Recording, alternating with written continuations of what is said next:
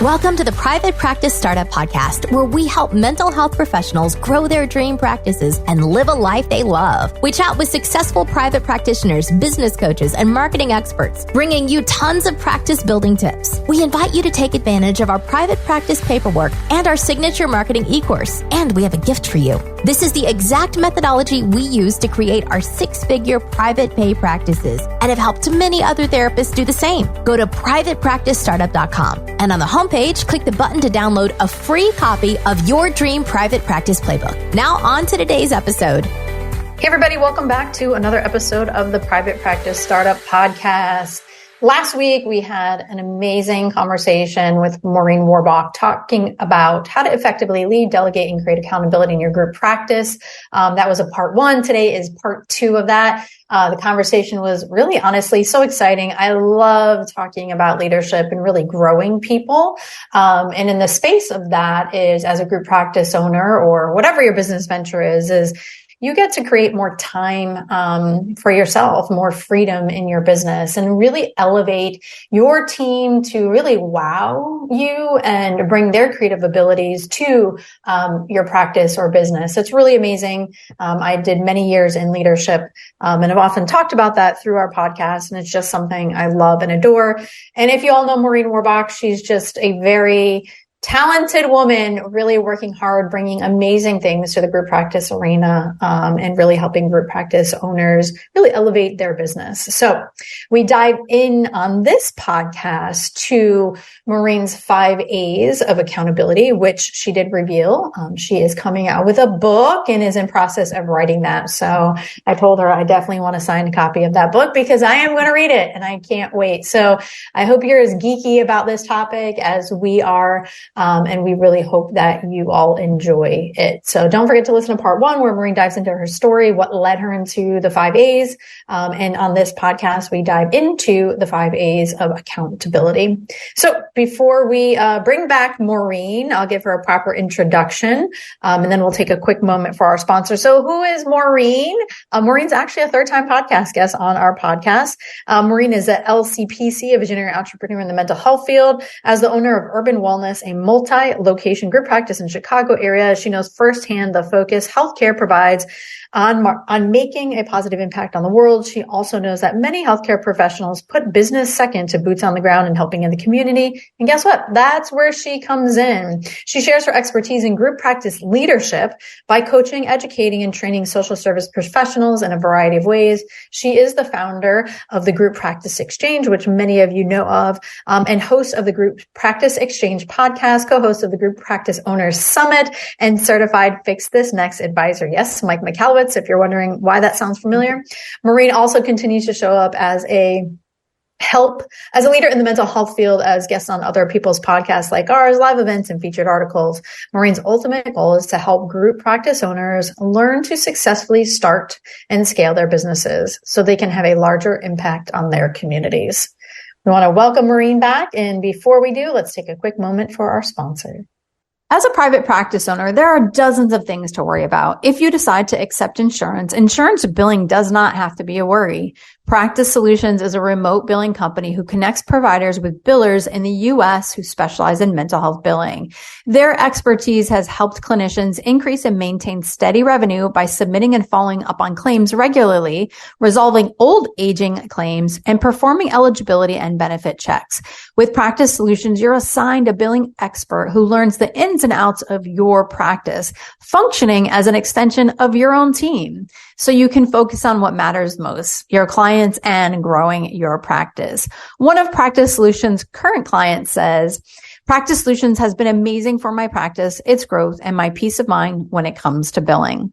Practice Solutions works with clients ranging from solo practitioners just starting out, as well as to larger group practices with multiple clinicians.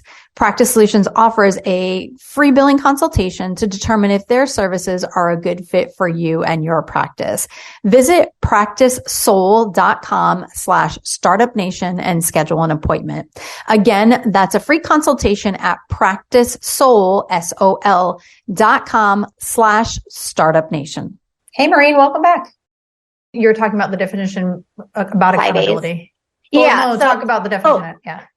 So with accountability, it's meant to reduce like linchpins and redundancies and gaps where a lot of times multiple people might be doing the same kind of work. And so there's no singular person who's truly accountable for whatever the outcomes are.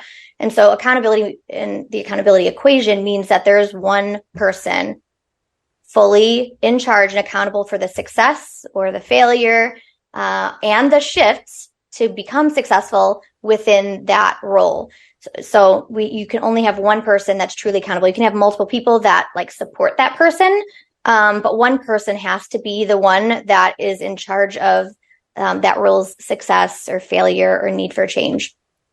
Gotcha. And then very simple answer for it. And then what had to change with you, Maureen, to be able to do this? For me, and I feel like I've brought this up in for anyone who knows me in any way, my biggest struggle historically has been with the managing of people. I'm a people pleaser. I also, I really struggle with making sure that everyone loves what they do. And sometimes to the detriment of like the business historically, like I have overpaid and I have, allowed more time off than usual. And I really found that it's not an area of strength for me to be like what we call the implementer, the person who's knows the workings of all of the people day to day, every employee, because I get too attached to how people feel. And it's not my wheelhouse. Where my strength lies is like supporting the leadership team. So my direct who I work with is just the leaders, and more specifically, my executive director, who's considered our integrator. She's the person that makes sure that every department is doing what needs to be done. So you now have a whole team of buffers. Between you. Yep. So nothing. The only thing that could get to me is if Dana, my executive director, were to come with me, and she's my best friend. She's been friends with me since first grade, and so she knows me very well and knows how to like keep that buffer. And so we have a meeting once a month between her and I, where we're talking about anything that any ideas I have from the visionary perspective, ideas, trends that I'm seeing, because I spend my time looking at as a visionary, like what is coming down the pipeline in terms of just mental health, in terms of insurance companies and things that they're doing related to kind of buying out group practices and building their own. And what does this mean? How will that affect us, 2 years down the line? How can we start to pivot now? And then she's the one that takes those ideas and then figures out with the leadership team how to make it happen.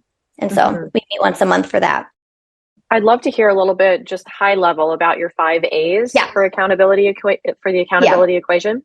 Yeah, it's pretty simple when you look at it from the overarching perspective. The difficulty is actually implementing it. So it's called the 5 A's because there are 5 A's: assemble, assess, assign, audit, and action plan. So in assemble, what you're essentially doing is creating your roles and functions for your business. So instead of like an organizational chart, you're setting up a graph that shows all the major roles in the business, leadership wise, and what their functions are. What is that role supposed to be doing high level wise? What are they in charge of? And you're not putting people's names in it. These roles exist, whether there's anyone in it or not. If no one's in it, it means that you as the business owner are technically that person.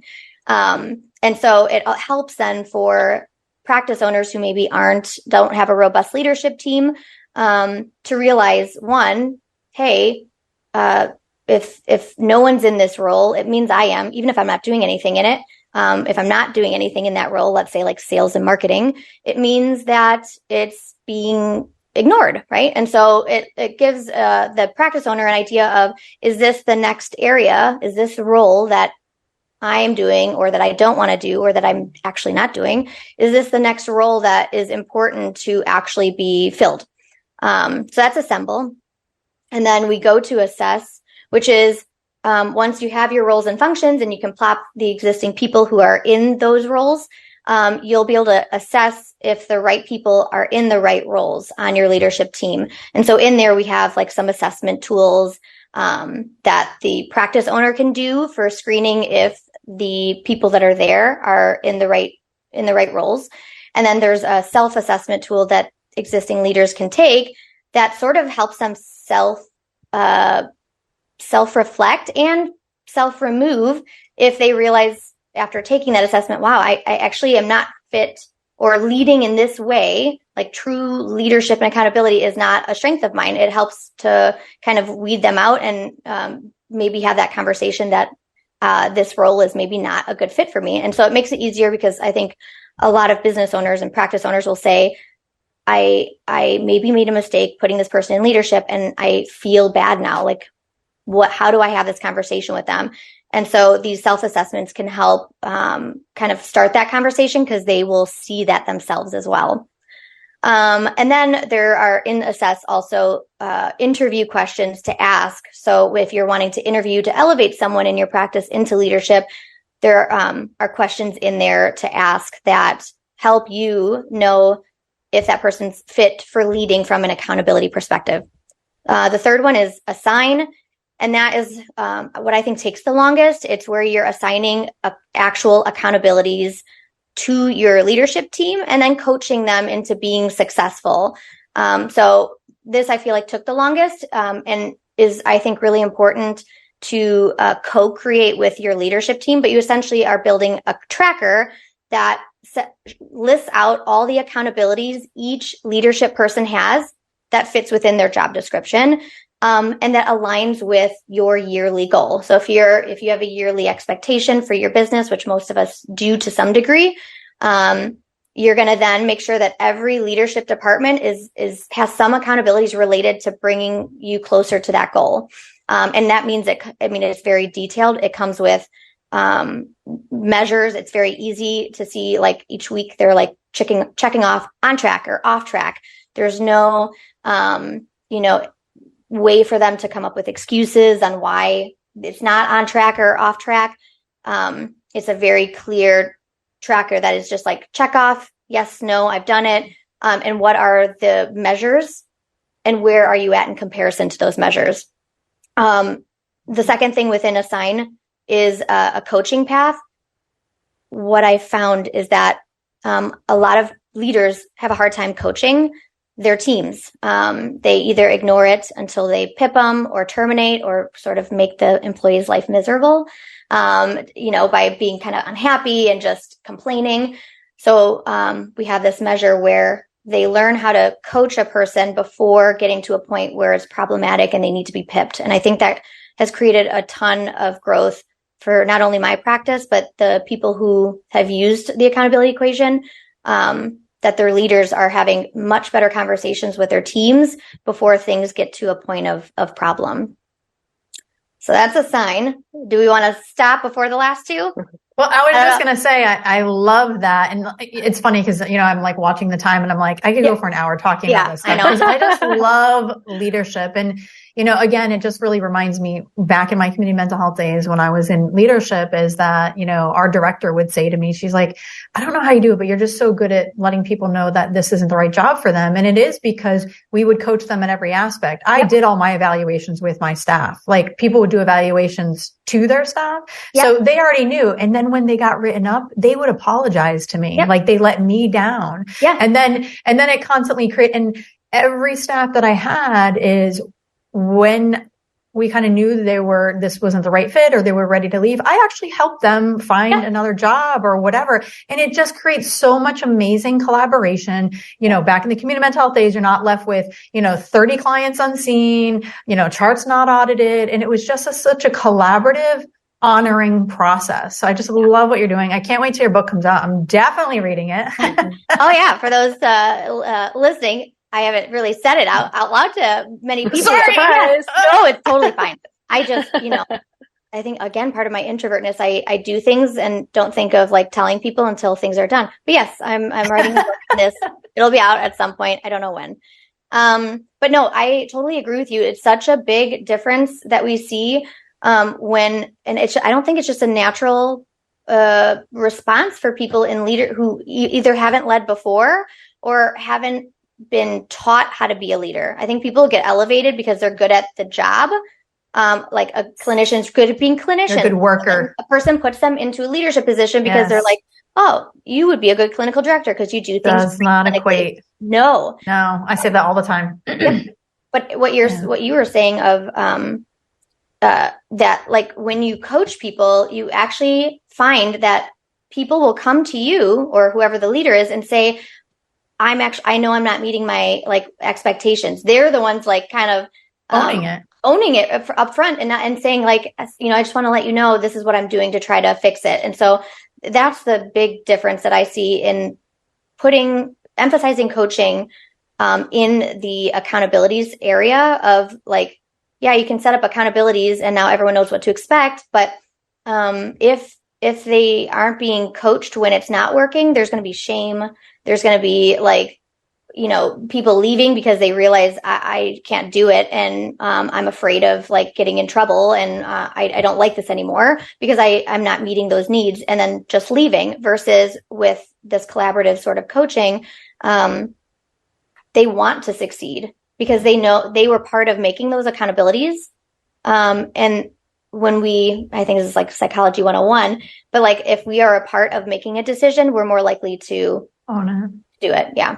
As a therapist, I can tell you from experience that having the right EHR is an absolute lifeline. I recommend using Therapy Notes. They make billing, scheduling, note-taking, telehealth, and e-prescribing incredibly easy. Best of all, they offer live telephone support that's available 7 days a week. Look, don't take my word for it. Do your own research. Therapy Notes is the #1 highest rated EHR available today with 4.9 out of 5 stars on Trustpilot and Google.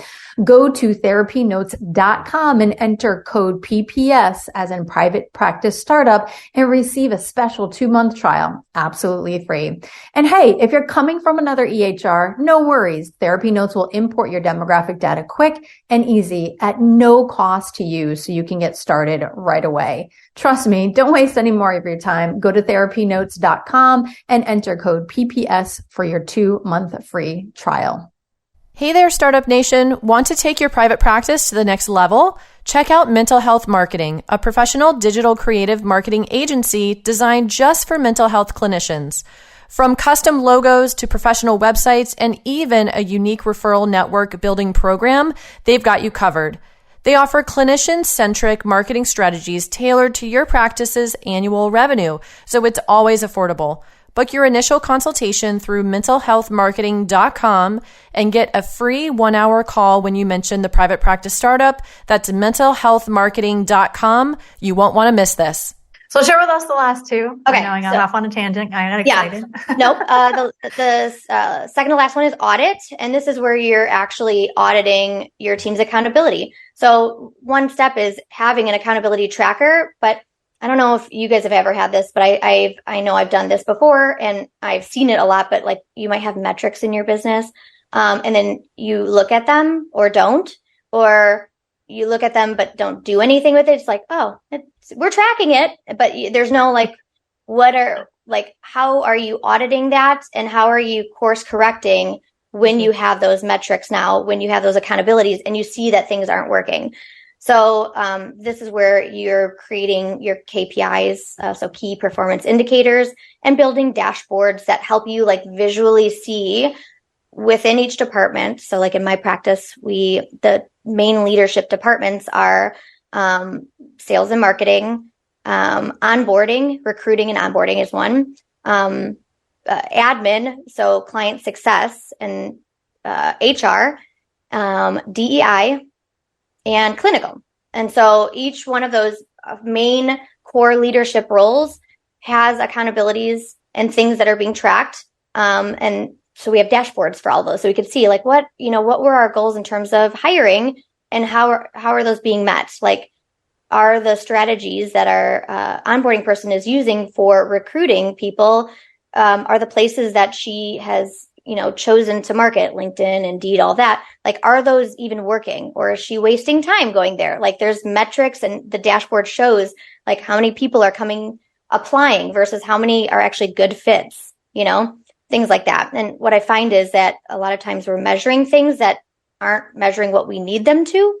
And so that's where the audit phase sort of comes in. And then lastly, I love hearing how you're using the dashboard to measure all of these different aspects of your business. It's such a, we have a dashboard for PPS, and then I use one for my group practice as well. And it's so helpful. I don't like doing the numbers myself. I outsource that. I love looking at the numbers and being informed and being able to make those decisions in the business about, because they just tell you so much about what's working, what's not, what needs to be changed. And to use this with your whole leadership team and all these different facets of your business, I just find it fascinating. Yeah. That's awesome. So they're making all the decisions. I make none. Like, I joke about one example when there was an open spot for a leadership position. 2 people in my practice applied, and I really wanted the one. Like, we all, as a leadership team, interviewed and made a decision. It was based off of like what was the most votes, and only me and my integrator were the 2 people who voted for the one, and she didn't get it. And everyone else had voted for the other person who I thought was less ready for that position. And we went with it. This is part of my anti-oppression work of wanting to share power and things like this. So I know not all group practice owners, you can be the ultimate decider if you want, but that I feel like is something else that grew out of this accountability equation piece. But I wanted to say, you had just mentioned something in the dashboards piece, and I'm sure you have heard people talk about this too, but a lot of people will say, my clinicians aren't seeing the 25, if they're full-time, clients that they're supposed to see, right? Most practices that have full-time clinicians are around, like, let's say 25. And so they put the accountability on the clinician and like pip them and say, like, you're falling short. And what we found is, like, there are so many parts to whether a clinician can be successful. One being, did onboarding train them in terms of how to communicate with clients about cancellations and no-shows. And like, in private practice, you have that flexibility of, like, you have people that are as needed. Are they trained in knowing, okay, I just got this opening, it's on me to check in with a client who I haven't seen in a while to see if I could fill it. So there's some accountability on onboarding. There's accountability on the intake department. Are they actually giving them enough clients for them to actually be successful? And so, like, we have in our practice an accountability on intake that they have to make sure that every clinician has 45 active clients on their caseload, because we found that for clinicians to be able to be accountable to seeing their caseload of 25 clients, they can't have 25 or 30. We found that, as clinicians are there longer term, there's biweekly, as needed clients, people going on vacation, and our sweet spot is 45 active. And so there's an accountability on the intake person. And so we know if a clinician isn't meeting their accountability, we look first, are they set up for success in terms of how they've been onboarded, and has intake done their accountability of giving them the amount of clients they need before we are then holding the clinician accountable. So I don't know, that's just one thing I hear people bring up a lot is, like, my clinicians aren't seeing the amount of clients they're supposed to, and they're just focusing on them. I think this accountability equation really shows how there's different roles play a role on the success of every clinician, and it's not always on them. Mm-hmm. Okay, last one is action plan. And essentially it's about meetings. Shifting, like, meetings where you're talking about the same problems over and over again, to building an agenda that uses your accountability tracker, but where you leave every meeting essentially with action items. Each person on leadership will leave with action items that they've come up with that relate to them being able to meet their accountabilities, the goals that they have set up for themselves. So it's less about, we have 5 minutes of chit chat. But what I see is, like, a lot of team meetings are, start up slow and people are kind of just chit chatting. And there's, like, this phase of complaining or talking about everything wrong that's happening within their role or the people that they're leading and the struggles that they're having. And then you have, like, the littlest amount of time to, like, resolve the issues. And so this shifts from just talking about it to action planning within that meeting, coming up with the resolves, and then setting a time for when that resolution is going to be completed. And that's nice, short short, quick explanation of the 5 A's. Awesome. Well, I know I've thoroughly enjoyed this. I know Kate has too. And Maureen, it was so good to have you back and talking about this area and your success. And, I'm just always impressed on what you're doing out there in the world. And, really being, as you've been, is just this leader in the world for group practice owners. So we really appreciate you.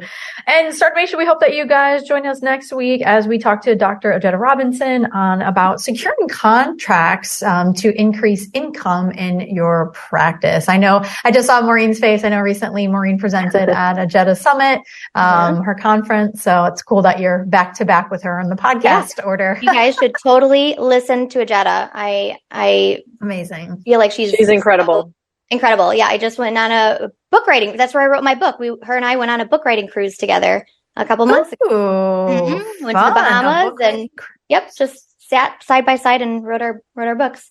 Is that when you were in Miami? Yes. Oh, that's because Kate's like, did you see that Maureen mess? I'm like, no, what are you talking about? She's like, she's in Miami. I'm like, I didn't see that. She's gone. Yeah. We were there for a couple days before the cruise set off. So I was like, I'll see if I can get in touch with you guys.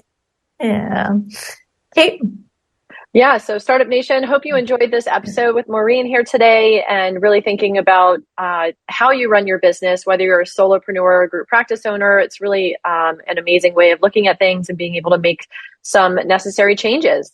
And we want to invite you to subscribe, rate, and review our show. Of course, we love hearing your feedback because we really try and curate these episodes so that they meet your needs along the practice building journey. So hope you enjoyed it, and we will see you next time. Stay inspired, everybody. Take care.